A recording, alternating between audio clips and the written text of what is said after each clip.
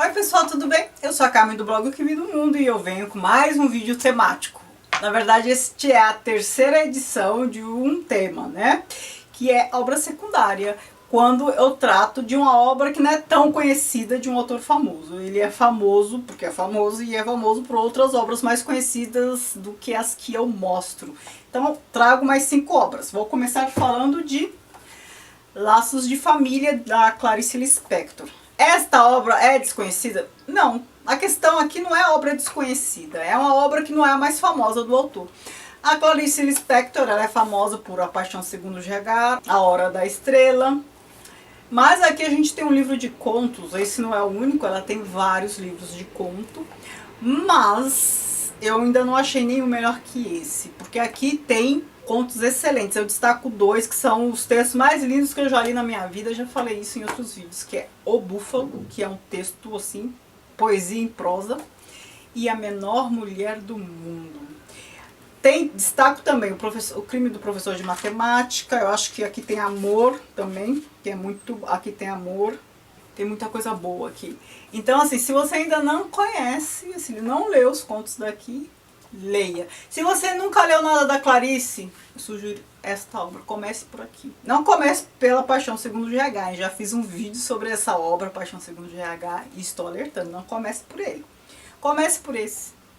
Aqui tem coisas lindas, lindas, lindas e muito boas. Tem a Clarice Hermética, que muitos dizem que é, e tem a Clarice lírica. Então você entra em contato com facetas diferentes da Clarice, e mesmo os que são mais difíceis de entender, metafísicos, transcendentais, ou seja, o que for, é um conto só, é curto e passa, e você vai pegar outro que não é. Então assim, você tem um pouco da Clarice aqui em pílulas, e tem textos lindos, recomendo fortemente. O Último Dia de um Condenado, do Victor Hugo, ou Victor Hugo, como dizem os franceses. A minha edição está em francês.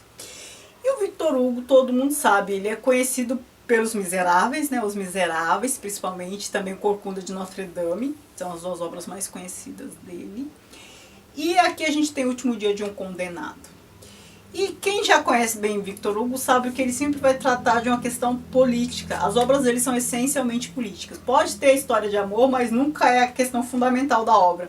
Assim como o Balzac, eu já disse aqui várias vezes, assim como a questão do Balzac é sempre econômica, se a história de amor é secundário, não está em primeiro plano em Balzac, a questão do Victor Hugo é política. História de amor também está em segundo plano. Aqui fica muito, mas muito evidente mesmo que a preocupação dele é política. Aqui, na verdade, não é o último dia de um condenado, são os últimos dias de um condenado.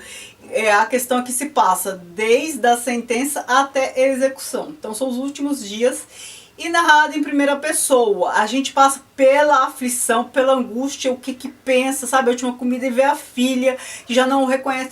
Enfim, porque saiu a sentença, mas ele tinha sido preso há muito tempo.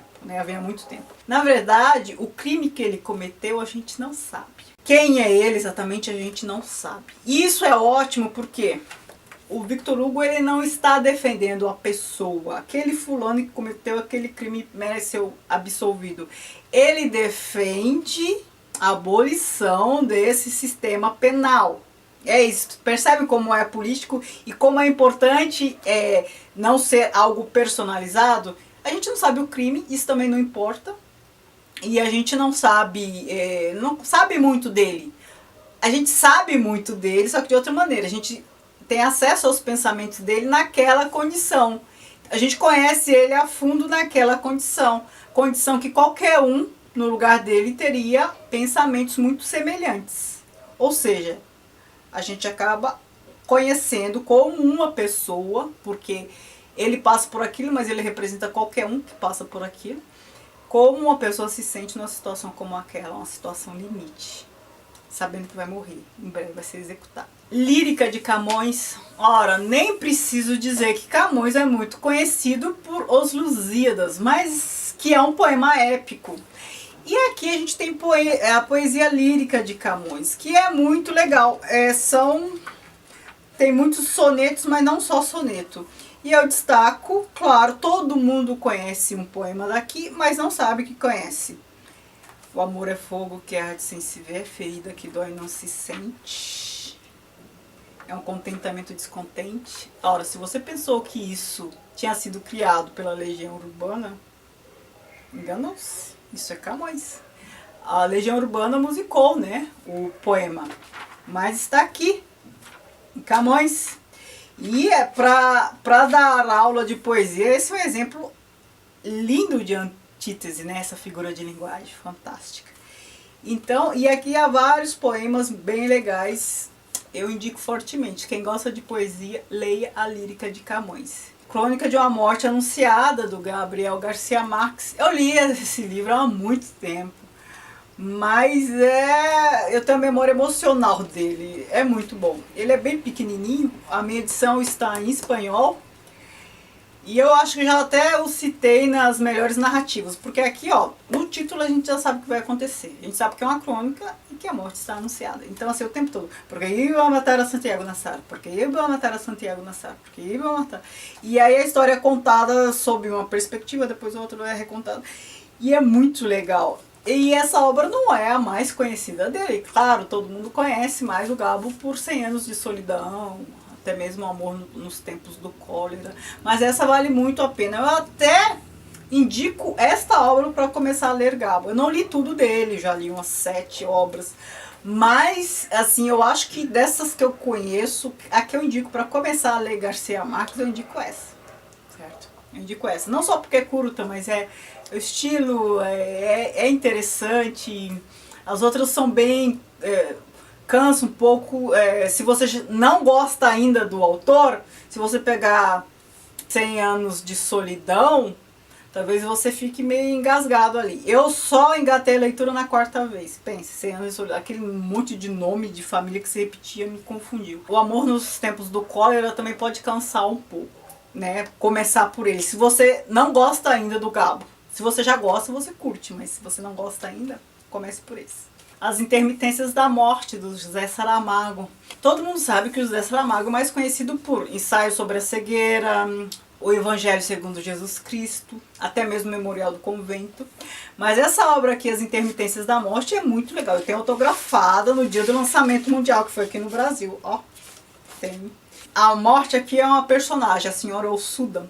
E é muito engraçado. E a gente sempre pensa, né, que a gente não... podia não morrer, né? Ou alguém que a gente gosta poderia não morrer.